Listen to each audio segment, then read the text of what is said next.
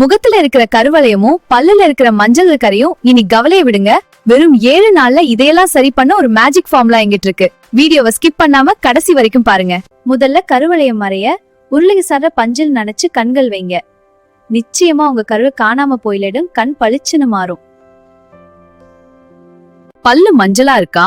கல் உப்பு எலுமிச்சை சாறு சேர்த்து தேயுங்க.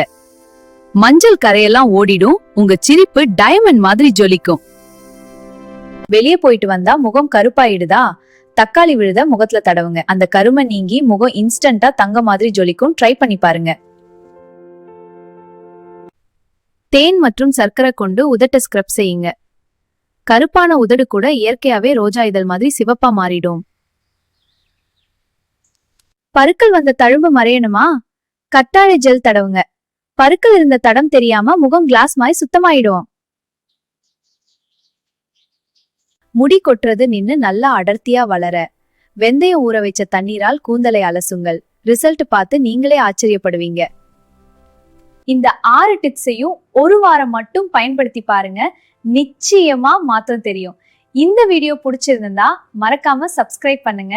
தேங்க்யூ.